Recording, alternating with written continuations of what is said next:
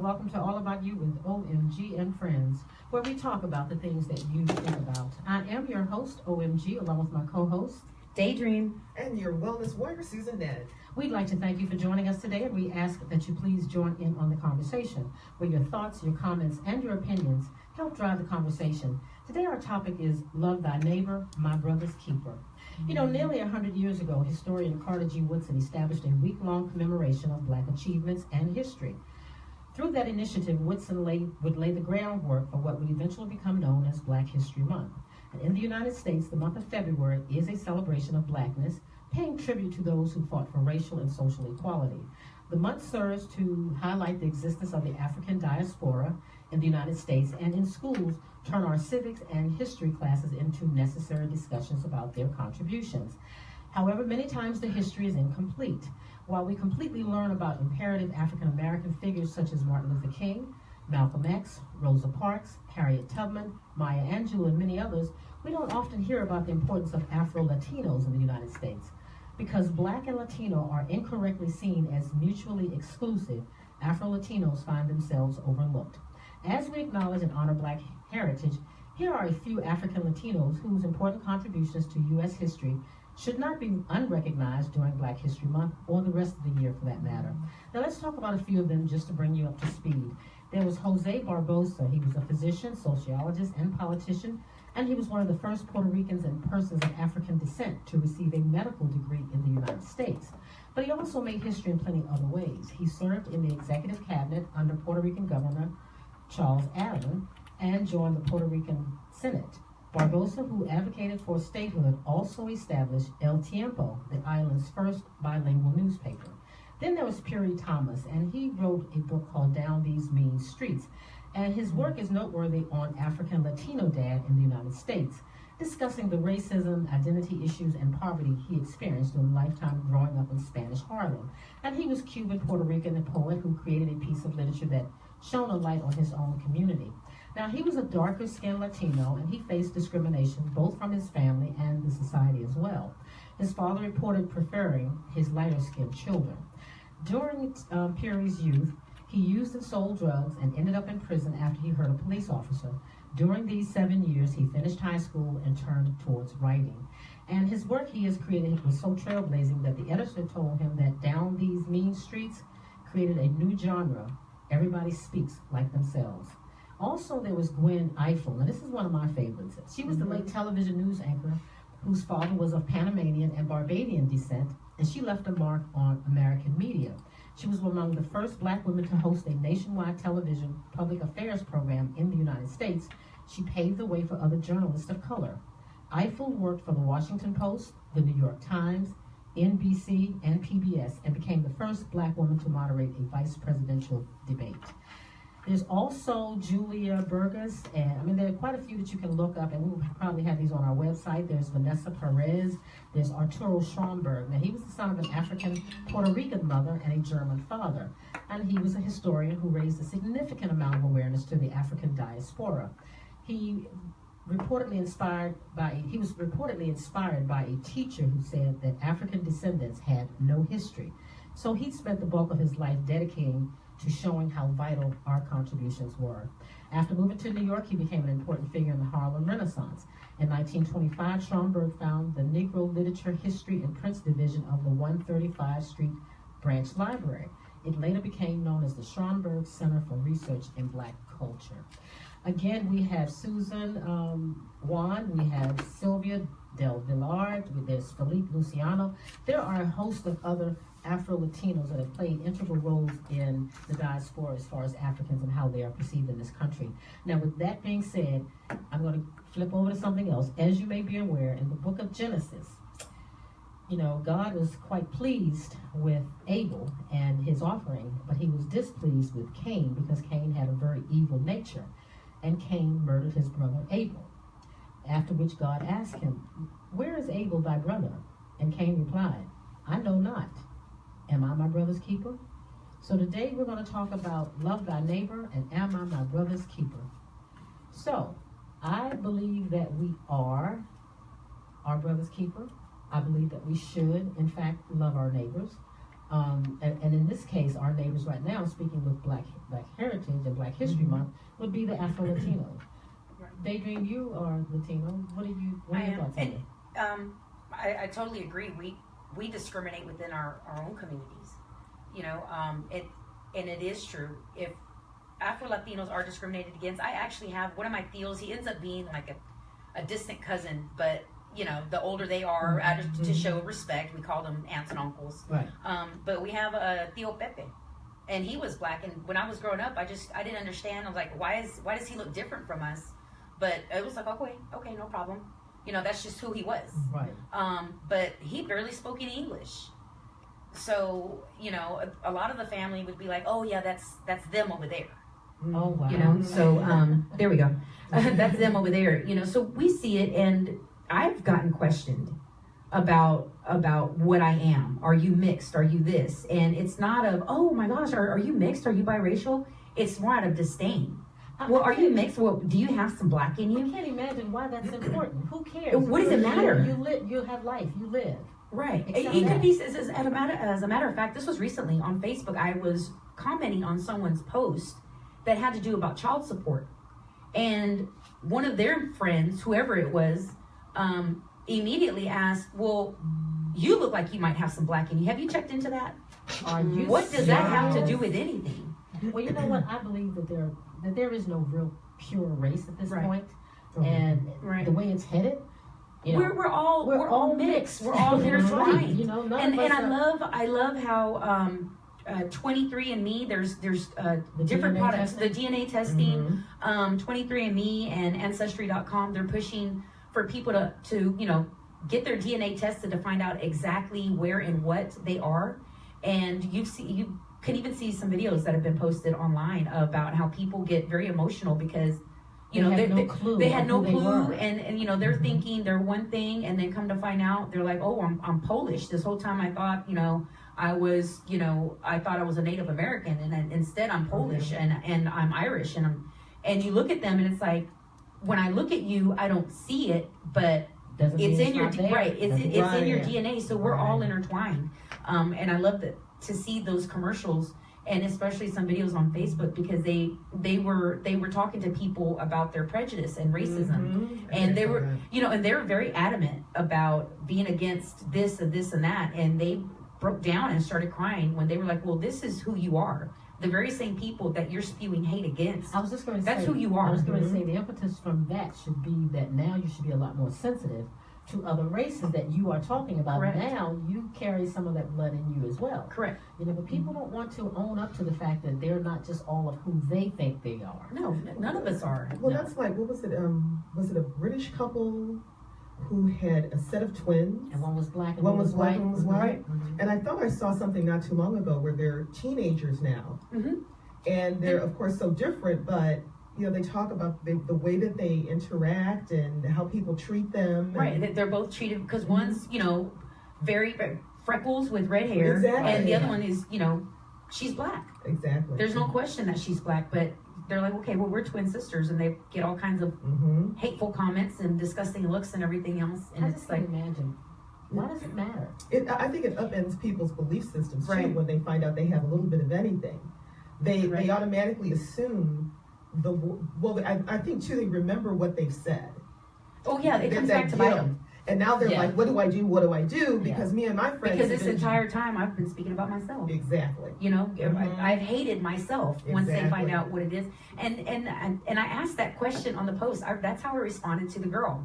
I said, what difference does it make? Why does that matter? And the only thing she could come back and say, well, I'm just curious. So I didn't fall into her bait. All the things in the world. Yeah, well, I'm just curious. And she kept going on. And I said, again, race has absolutely nothing to do with it. And my race especially is irrelevant in this conversation. Absolutely. Well, and one of the guys, I just read his name, I think it was Schomburg. No, not Schomburg, maybe Peary Thomas. But at any rate, he was saying that he was a dark-skinned Latino. And I love his book. I remember reading that when I was younger. Okay. Yeah, and it's Espírito Más. Excuse me. P-I-R-I and exactly Thomas, T-O-M-A-S. Okay. Yeah, Espírito Más. Espírito Más? Speedy. Speedy. Okay, I just got a lesson today, guys. So did you. We will put that on our website so you can look that up. But he spoke very adamantly in regards to having been the dark Latino child and his father actually preferring the lighter children. So it's almost it's synonymous with the black culture. You know, we have that same dichotomy for whatever reason. It makes no sense.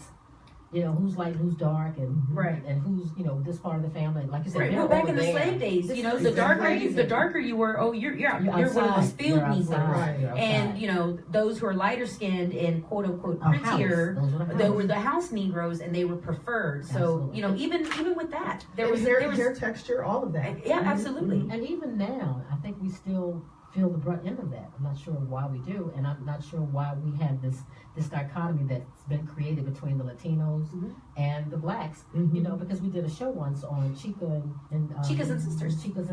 You know, we're all one when it comes down to it. And while we think we're not each other's keeper, I would say 9/11 was a clean example, pure example of just brotherhood, just love thy neighbor. Recently, Harvey. I was going to say that too. You know, and we're here in the South, you know, deep South. The entire world was watching us and how we reacted, and what's the other word I'm looking for? But how we responded. We responded to that, and you know, none of us looked at each other's color. It was whoever needed help. I have the ability, and I'm going to do what I can. And it's not, well, no, we're not taking you, we're going to take them. No, it's, you know, if you can get in, get in. Right. And then they said Katrina was another one, but Katrina had a little bit more racial overtone to it, I think. I would agree with that. Yeah, because they weren't rescued right away, and they did pick some over others. And we're going to take this movie back for you, and then don't come back or whatever. So, you know, but I do believe that from a biblical standpoint, we should love our neighbor, and we are our brother's keeper. So, but the bulk of the world, I don't think they really relate to that. I think everybody is so self-consumed and self-absorbed that they. Or we feed into all the BS that we're, you know, that's propaganda that's being spewed on media, that's being spewed in social media, that, you know, in songs. If you listen to that, it's just like we're still over there just jamming to whatever, and it's like, did you stop and listen to what the lyrics were and what it's really saying? It's just like there's more to it. Yeah, and it's like they're talking about you, and you're over here spending money you don't have to support these people. I wish I could remember. There's a guy I dated before I got married. Way before I got married. Way back, okay. And he had 2 kids, and he used to tell me all the time, oh no, because I'd hear what they're listening to. They weren't even, I think the oldest was 10. And I would ask him, I said, are you sure that's something they should be listening to? Oh, it's not what they listen to, it's how you raise them. Well, the thing is, you're only in their lives for a certain amount of time during the course of the day. So if you're letting them listen to that, and then that gets fed into during school, fed into during playtime, then that's where your environment starts to mold them into being the people that you start to say, when did my child start doing that?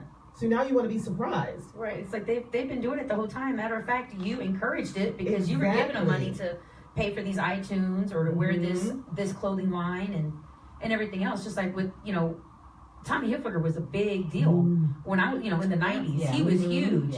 And we never wore Tommy because we couldn't afford that, and we weren't raised to look at labels. It was, you're going to wear what you need to because clothes are clothes. Right. You know, I mean, if you feel the need to wear something designer, well, by all means, that paycheck you got from your part-time job, you're more than welcome to spend it. But mom and dad weren't going to do it right. And then it became a big issue when it was a known fact. He said, well, my clothes weren't made for you. He came out and said that. It was a statement. That, you know, yes, because people were curious about his advertisements. They made a comment about, well, you know, you really don't see any minorities. Why is it just, you know, white people, blonde hair, blue eyes? And he said, because my clothes weren't made for you. How dare you say such a thing? I remember in high school, everybody was Tommy down from head to toe, socks, drawers. My daughter had all that stuff. I didn't purchase it. You know, and I thought it was funny because I'm like, oh, you know, I'm laughing at my classmates. I said, y'all so there spent, you know, all kinds of hundreds of dollars. And he doesn't care. And he straight up told you, well, it wasn't for you. I'll take your money, but I'm not gonna advertise you. I'm not gonna represent you. And I think that's the problem that we have too, though, is that things like that will happen. And we won't exercise our buying power to not purchase from someone who feels that way about us. Correct. Because my thing is, why would I in good conscience with knowledge. Spend my money. Exactly. Yeah. It's like, okay, well, why weren't you so gun ho about spending on FUBU? Okay. For you, by you, for you and by you. Mm-hmm. You know, there should have been a huge spike in his marketing and sales, but we still. And I say we because we're all people. We've all done it. Oh, absolutely. Yeah. Wow. You know? But you know, this whole thing. even growing up, when I was in high school, I had I wouldn't say, I guess, a boyfriend. We went together or whatever. However you want to put it. It's nothing serious. Do you like me? Yes or no? We go together. No. Okay. But in high school, my dad had an issue with that. Even when I was in college, because my dad is from Mexico, so he's also older. Well, he's really old school. You stick to your kind. And so he had a big issue. And there was an issue between my parents and I because I was dating black guys. And my thing was, I wasn't purposely choosing only black guys. It's just, that's who approached me. And that's who was interested in me. So, we get conversation going. Okay, cool. I was interested in a guy. Right. I honestly didn't see color. And I remember even being little in elementary school and talking to my mom about my friends and stuff. And it finally hit me. I want to say it was in the 4th grade that I was, talking to her about my friend. And it was something about their hair. I remember that. And it was a black boy. Mm-hmm. And my mom couldn't understand what I was saying. I was like, well, his hair, it's like this, that, because he had tried to make fun of my hair. And so I said something about him, and she's like, oh, it's not nice to talk about people like that. And I said, well, he said this and this and that about me. And so trying to describe him, and finally I had to say, I said, well, Mom, he's black.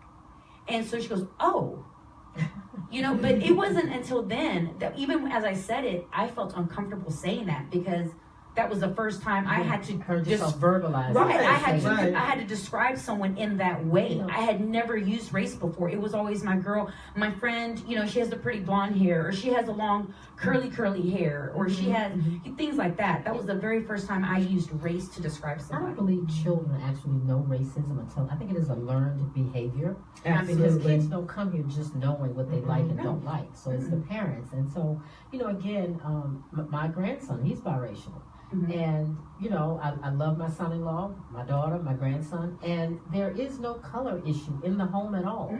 Now, we'll jokingly, because I'll throw out a conversation because, hell, I can. I'll say something like, and this white boy said this. My son-in-law look at me. I'm like, yes, I said that.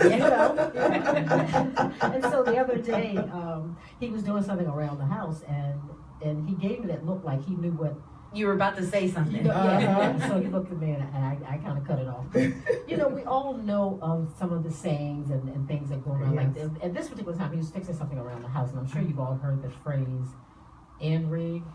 Oh yes. So he looked at me like he wanted to say that. I'm like, you can go ahead. We're good. We're fine. Don't say it outside this house. Right. But family is family, and I don't think it's important to deal so much with the color as it is the quality of the person. Absolutely. Because you can have people of your own color that are horrible people. Absolutely. I don't even care to like them or know them. And especially now with everything that's going on with politics. Oh, it's I'm looking at my people, and some of these are my family members, and I'm like, are you really? Yeah, they're serious. Are you really supporting this? I said, you have forgotten where you come from. They've forgotten the struggle. Right. It's like you forget what your last name is. I don't care how you pronounce it. Okay, I don't care how much you whitewash your last name or how much you refuse to speak Spanish. You're still too brown. Okay? Because even with your blonde hair and your blue eyes, because true. I have that in my family. Like I said, I have a Tío Pepe. He's black. Darker than you. Okay? Nappy curly hair. I'm like his wife, the same thing. But when I look at them, if I'm looking at them as Latinos, I'm like, okay, well, they're like, they look more Dominican, they look Puerto Rican, but they're still Latinos, right? Right. But even from that range, in the color spectrum, blonde hair, blue eyed, don't speak a lick of English in my family. To as black as I don't know what. Absolutely. Doesn't speak English either. Well, I've seen. But even within, we all have our own prejudice. That's true. My grandfather, my cousins that have green eyes, he would, one of them, he would sit there and call him, my gato, call him a cat because he had green, cat eyes. But he was favored. Well, we all know from the workplace and other areas in life that the lighter skinned you are, even in Thomas said, Billy Thomas, Thomas said, you know, his father preferred the lighter children. How do you deny a child of yours because he is darker? Right. He's a darker skinned Latino than the rest of the children. Right, and it's like, okay, obviously they got it from somewhere. So if it wasn't from you that they got, it was from the woman that you chose.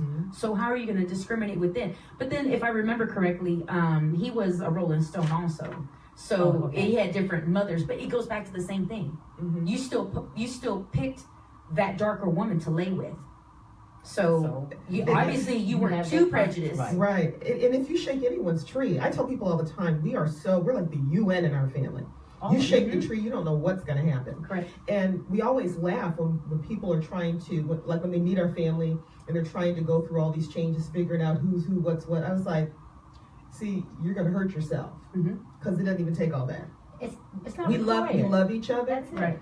And I have, as a matter of fact, one of my nieces, when she was born, and I hear that about myself all the time, although my mother is very light, but specifically my niece, when she was born, because both of her parents are darker brown, they looked at her father like, okay, wait a minute.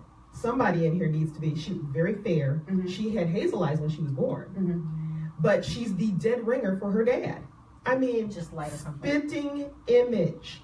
So then when my mother comes in the room, all of a sudden everybody starts going, oh. Now my mother does not have hazel eyes. She is a black woman who presses her hair. But all of a sudden they get it. All of a sudden everybody's okay. Yeah. And as a matter of fact, my mother even told them, I said, because they had the wrong one that day, she said, when someone began to open their mouth, she said, don't you dare. Don't even start. That's my grandbaby. Don't even go there. And I get it. She was raised in the South. My grandmother was a sharecropper. So the life that they led was based on all of that being very real for them. So when she used to teach me things, she's like, I don't care how light you are, baby. You better let me know where you're going so I know who's over there. That's it. Right? It's like, oh, okay. Right. Wasn't it a movie, Crash? Y'all remember Crash? Yes. Wasn't there a character on there? I know Terrence Howard was in there. I don't know if it was that movie or if it was a different movie, but there was even statements made in movies about don't let your light skin confuse you. Because it was one black person talking to another, but I remember that that statement being made. Don't let your light skin fool you. Confuse you. We used to hear that. We used to hear that. Yeah. Don't be fooled just because because someone will look at you. And I remember old next door neighbor that I grew up with. Out of the clear blue sky, I became the N-word. I didn't even know what that meant. And I always tease my mother now as I went into the conversation she had with the other girl's mother. Because I literally grew up living next to her for years and years. But she was older. So when I approached her and her high school, she just started high school, her high school classmates, then all of a sudden, now she did put her hands on me. So I can only imagine what mom did. So there was a slap and there was a name call. But I was still young. I was still in elementary school. And I did not know what that meant. But I innately, something in me knew it was wrong. Yeah. And I told her, and I think back to the look on her face. And I said, I know my mom was containing herself. I know. And I bet she went over there switching and had some words to say. See, now we have the new thing. She got told. Right. Well, if she turned her finger at you like, kind of crooked like, then you were in trouble. So what is it that unites and divides us as Afro-Latinos and African-American? I mean, clearly there is a distinct difference in appearance. Right. And so a lot of times I've been around people that are black, but obviously they are Afro-Latino, because then they'll start speaking Spanish. Right. And then you realize or they'll even have a different look. I noticed that, and it didn't click to me that there were Afro-Latinos, that there were black Latinos. But I would just notice, well, they're black, but there's something different. Right. Well, not even before speaking. I'm just seeing them. Okay. Walking by, I'd be like, but they look different. The black people in Miami and up in New York, they look different. Well, that's because they're Dominican, Puerto Rican, or they're mixed with Haitian and Puerto Rican, because the islands and Haitian and Dominican, because the islands are right next to each other. Oh yeah. They share a mountain people. They're right next to each other. Absolutely. I would just find it so. It's just a beautiful thing to me to see beautiful dark skin and these striking light colored eyes, the contrast in that. And it's just like, man, that's beautiful. How can anyone hate against that? I think all races are beautiful in their own, Again, it's a coloring box. Right. It's just a big we're a big Crayola box. What did Forrest say? Life is like a box of chocolates. You never know what you're gonna get. Right. And my bestie's son, he made a comment, and it was in reference to books. But I love the way that he put it. He's like, I don't understand how people can say they don't like books. He goes, how can you not like books? Right, really? He goes, that's like picking a color, a Crayola out of the box, or saying that you don't like them just because you didn't get the one that you wanted. He goes, it's the same. We're all in this box. Exactly. We're here in this world together, and okay, we have a preference, but you can't say that, well, I don't like this. Well, then you don't like colors. I think it's a learned behavior. Absolutely. We have do we have, yes we do. If we can play the clip, we have the short clip, because you asked what unites us and what divides us, and we have a clip from someone, I believe it was on Melissa Ford's radio station. It was on her, but it's from an Afro-Latino rap artist. And so they talked to him. I honestly don't know how their conversation started or what the context was, but it was something that we found. So are we ready for that? And I were talking earlier, and just about, because you keep saying we, and it's like your kind of connection with the Black community, but you're Cuban, like I'm Black first. Yeah, I'm Black first. So I was gonna ask, how you identify yourself? Are you full Cuban? I'm full Cuban. I thought you was Black too. I know, but I am Black. No, because everyone thinks that you are like this Black lineage. Let me explain how it works. This is another thing that I feel like we as Black people get caught up in, that separates us as opposed to uniting us. We get caught up in where the shit dropped us off versus where the shit picked us up. You know what I'm saying? We all come from the same root. It's just a tree with different branches. The same boat that picked up your ancestors picked up my ancestors. Only they dropped yours off here. They made a pit stop in the Caribbean and dropped mine off. But my ancestors still dealt with slavery. Still dealt with being, having their family and their lives ripped from them, and having to come back from colonialism and slavery. So, and it's not just African Americans, it's Afro-Cubans, it's Afro-Dominicans, it's Afro-Puerto Ricans. Like, all these people got to get out of their colonialized minds and stop thinking, oh, I'm not this, I'm this.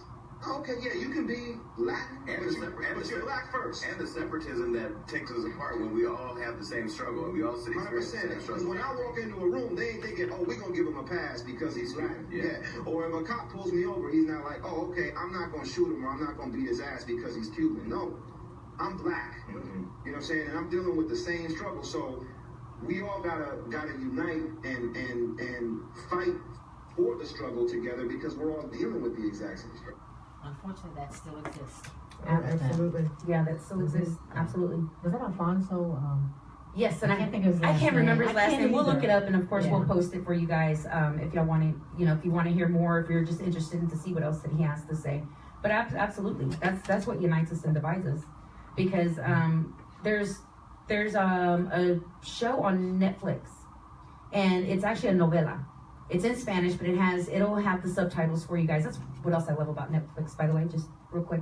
Yeah, you can change the subtitles. Okay. English, Spanish, French, or whatever native country that particular show was produced and came from. But it's called The White Slave, and in Spanish it's La Esclava Blanca. But it has to do with Dominicans, and Afro-Latinos were held as slaves also. So you have your own people, holding each other as slaves and treated the exact same way, because they have the lighter skin and the colored eyes, more of the Spaniard sort of traits, more Spaniard traits versus the African traits. But they were kept as slaves, and so that's what that little soap opera has to do about it. It's a little series, is because their master's house burnt down, and they were able to save their infant daughter, and so they raised her as a slave. And people kept it hushed because they knew what the deal was, but they knew those slaves were going to be persecuted for and being accused of starting the fire that didn't happen. And so they raised her and they took her and kept her in hiding. But that's what it has to do with. So check that out. Well, me too. Yeah, but also slavery didn't necessarily start with white men. It started in Africa. Absolutely. You know, I have friends that... Yes, there's still people who have not seen Roots. That's right. I mean, you still have not seen Roots. You haven't read Roots. Whether you look at the updated version, because I watched that one also. You know, I did see that. I did see that. And it's just like, okay, well, that should pique your interest because it's still the same thing. You were sold by your own people for profit. Absolutely. You know, so we want to get mad at white people. It's not, you know, again, we always had... the Africans had slaves, and I had a girlfriend that I'd gone to school with, and she used to tell me about how they had 5 different slaves working it. They had someone cook, they had someone who watched the children, they had someone who cleaned. I mean, they had 4 or 5 different slaves working within their home. So, and where she was from Eritrea, actually, it's Ethiopia. Wow. But you know, again, another place where I guess it kind of unites us a bit is the workplace, or does it? The workplace is one of the few places where people of different races, ethnicities, histories, and cultures come together to achieve common goals. As the Latino, Hispanic, and Black, African American populations of the United States increase they continue to influence one another. Unique differences divide and unite members of these groups, affecting how they relate and adapt to their circumstances. Now, in a work environment, you know, when I first got to Houston, I used to hear people say about how the Hispanic women specifically were rude to Black women. And not sure how that happens, but I want to talk to you about that in a minute, but we have to go to break, and we will be right back. You are listening to The Brilliant. Share your opinion by calling 713-789-0096. Stay tuned. Reading a good book is ultimate self-indulgence. Hi, this is Silky Smooth with the All About You show. I recommend Key Ingredients to Loving Yourself, Nourishment from the Inside Out by Gloria Davis Armstrong. Each page is like a pilgrimage to self-discovery. Unlock your ingredients to loving yourself more. This book will stimulate your senses. Begin your journey to self-love today by visiting keystoloveself.com. Yeah, it was. I am under. What Sam Cooke song do you want? No, let's play Where's the Love by the Black Eyed Peas.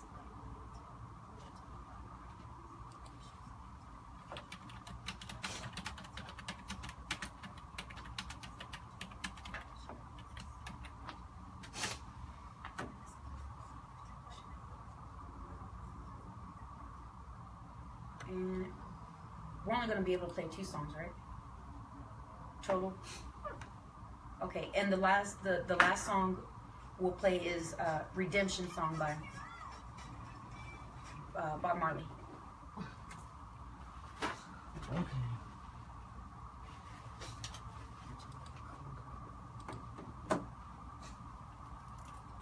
And when we come back, we're going to ask for call-ins and texts.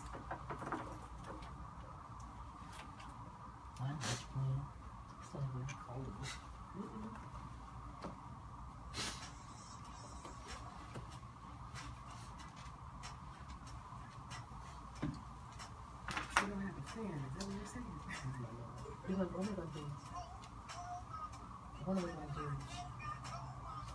Our commercial. Sam Houston? When do you want it done? Whatever. I just want to make sure they... What?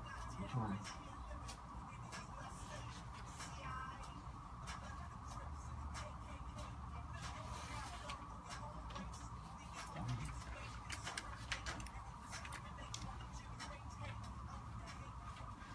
And we are back.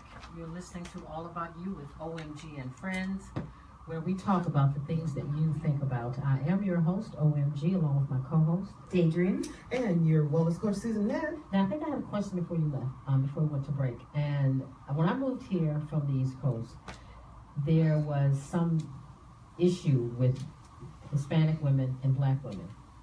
Does that still exist now? Absolutely. What is the purpose? What is it? Tell me what it is. I assume, I honestly don't know what it is, other than it's just because of your color, you know. But we just sit here and said that there are other Afro-Latinos that's in their families that are dark, and you know, you have other cultures that are dark. You have some Indians that are absolutely, no, absolutely. You know, yes, absolutely. Somalians, and there's some Samoans and everything else. I know when my momo she came over and started working. She always did like janitorial jobs because that's all they would give her. She didn't speak any English, and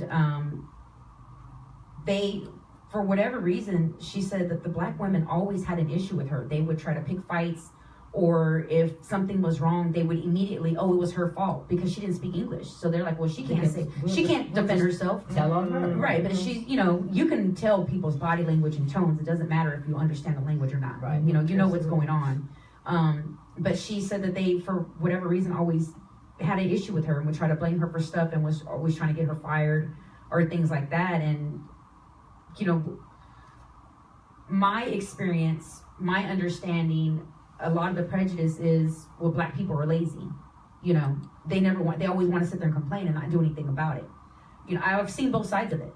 My own people, I've seen them be lazy or want to hand out, and that's indicative of all culture, right? That's anywhere. There's always somebody. Yeah, so it's like you can't sit there and say, well, only black people do this, only black people do that. Lazy people do it. Period. Right. Everyone wants a handout. Let's look at welfare.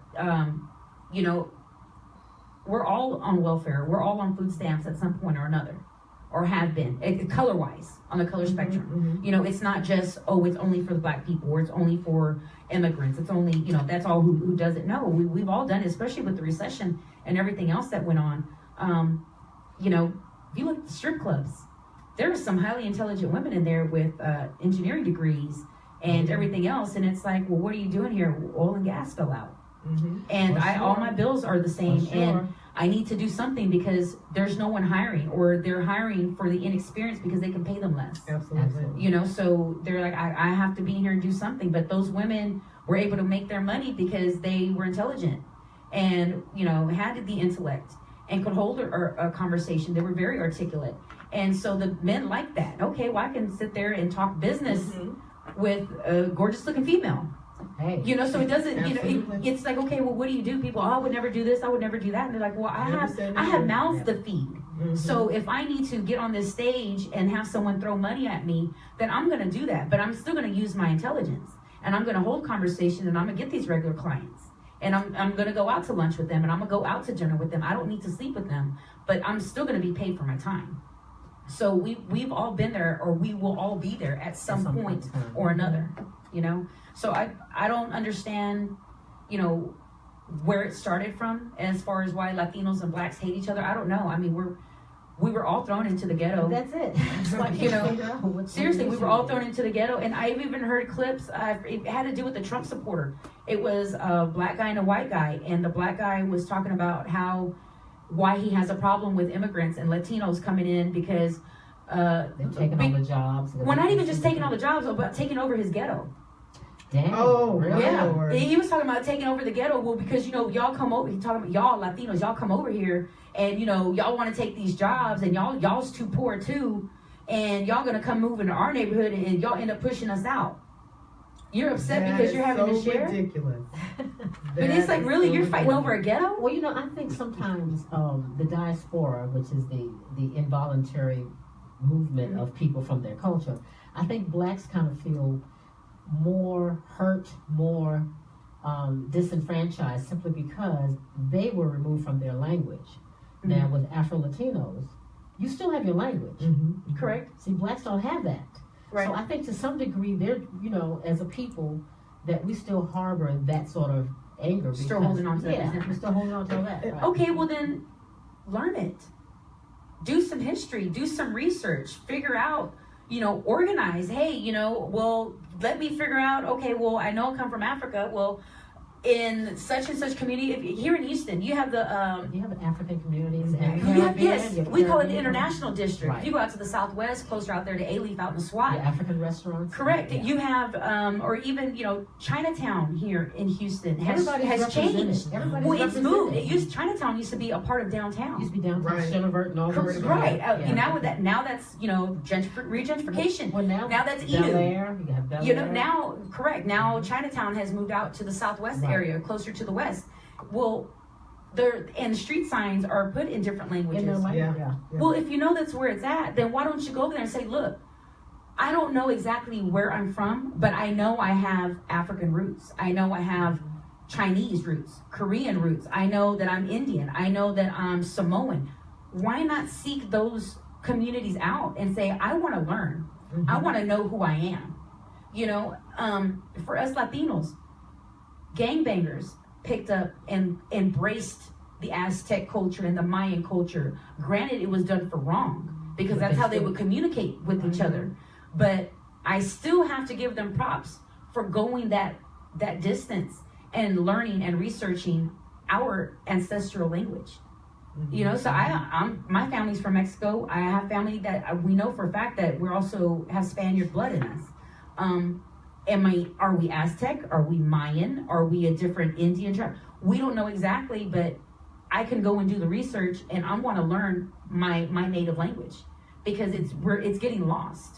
Absolutely. Yes, that's the point. You know, and if you look in the pyramids and out there in Chichen Itza and the Mayan pyramids, there's so much history and so much for us to learn if we take the time to learn the language instead of just sitting here being mad that it's lost. Yeah.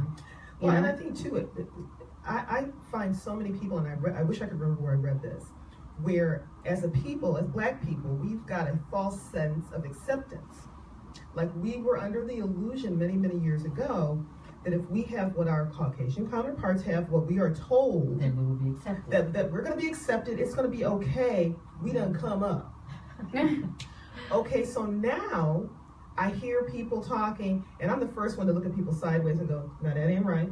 Because I'm not going to sit there and let you talk about anybody just because. Yeah. And it's ridiculousness. But then I'll hear someone say, and see, we just got ours. Now they come and trying to take that. I said, see, that's where your crazy's coming out. Right. What is ours? Because really what you've done is you've assimilated into something that made you feel comfortable, that made you feel like you had something. And you're still not a part of it. And you, right, exactly. You still don't have what it is you think you have. Right. And as you said, let's talk about like I said, you shake the tree, you're going to find some craziness in my tree. Absolutely. So if I want to go, I'm not going to run around with relaxed hair one day and start slinging it just so I can say, you know, that's that Indian in me. You know what? That's more craziness. Right. That's more ignorance. So it's amazing to me how I hear people having these conversations. And when I listen to them, I said, you just want to feel accepted. You just want to be a part. Mm-hmm. You don't want to feel as though you've worked for what you had. You just want someone to tell you that you have. There's a difference to me between earning something and someone to just tell you. Claim something. Exactly. Right. It's totally different. We'd love to hear from you, those who are listening. Give us a call here at the studio, 713-789-0096. For those who can't call, if you prefer to text, give us text us at 833-664-2638. And of course, you're welcome to comment on our live Facebook feed or any time on our Facebook page to continue that conversation. But we'd love to hear from you, whether your experience or someone else's experience, or just your thoughts, your opinion on the matter, because the way to fight all of this is there's strength in numbers.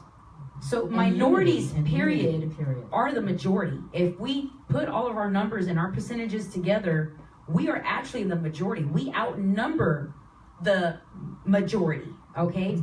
Mm-hmm. So if we would just learn to set those little petty differences, because that's really what it is. It's just pettiness that's gone out of control. There are miscellaneous nondescript changes that we need to just... Right. And if we would just come together, we'd be something to be reckoned with. Well, we did a show a while back on the buying power of minorities. Correct. Minority buying power. That's a hell of a lot of money when you're talking Hispanics and blacks together. Because we spend that kind of money. Minorities, we love to spend. But unfortunately, we spend on, I think they are... We spend on Tommy. We spend on observables. Correct. We spend on things that people can see. Right. We spend, we don't invest. Right. Exactly. And there's a difference. We'll show you what we have. Yeah, we want to, do everything so to be flashy and highlights. We're willing to spend money on the highlights of our life. Right. And then instead of rent. Right, absolutely. Absolutely. Yeah, because you're spending thousands of dollars on that, that human hair, on that Malaysian hair. Oh my God. And everything else. Okay, well, you could have put that money to the side to invest in your child's future, for their college fund, or for that tutorial, or for Rosetta Stone, because you want to learn the language.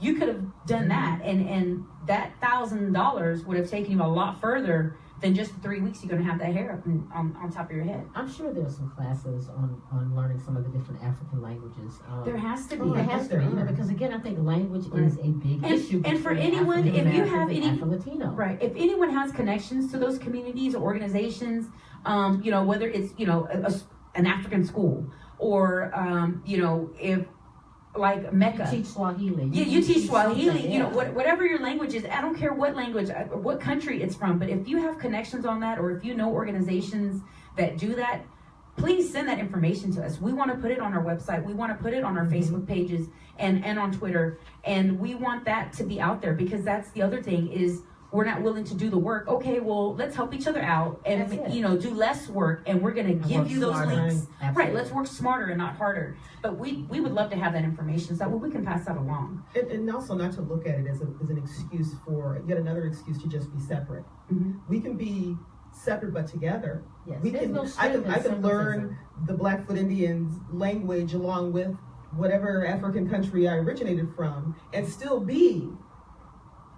We're hanging out. Right. Our Latina sister. We're still doing that. Because that's the thing too. We always look for a reason, that one little Not thing, Mm-hmm. whether it be hair, eyes, skin color. We look for an excuse Not to be even more separate, and that's not helping us as a country. Absolutely not. So now we've covered pretty much. We should love our neighbors. Absolutely. So are we our brother's keeper? Absolutely.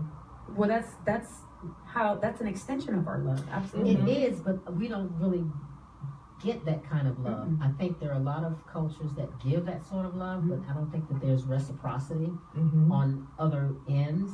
Correct. Where we feel that. Yep. So I understand building up, and you always want to do better than the generation before you. right. Your parents should want for you, their children, to do better and have more than what they had.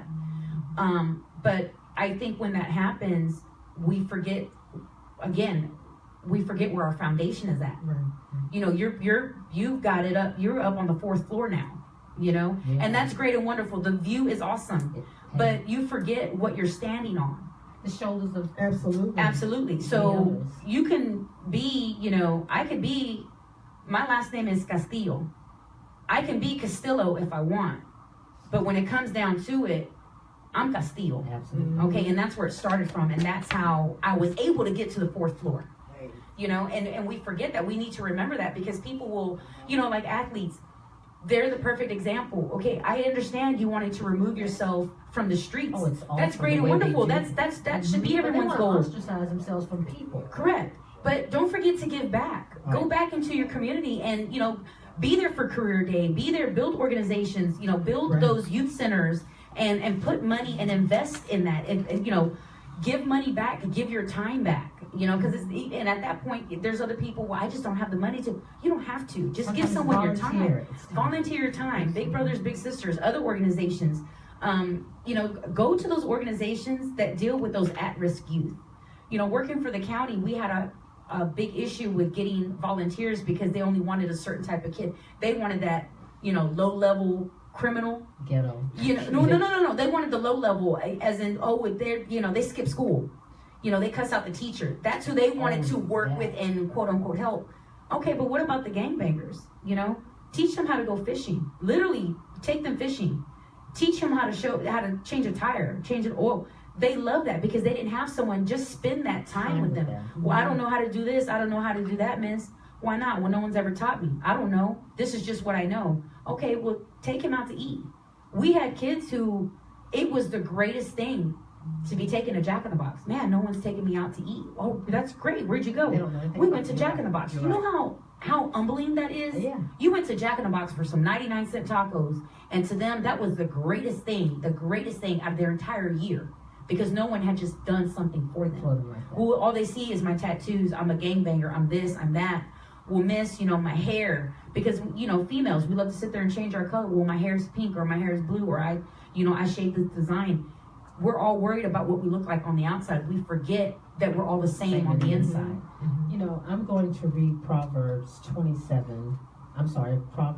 3, chapter 3, verse 27, and it says, "Do not withhold good from those to whom you should give it, if it is within your power to help. Do not say to your neighbor, 'Go away, come back later. I will give it to you tomorrow,' if you can give it now."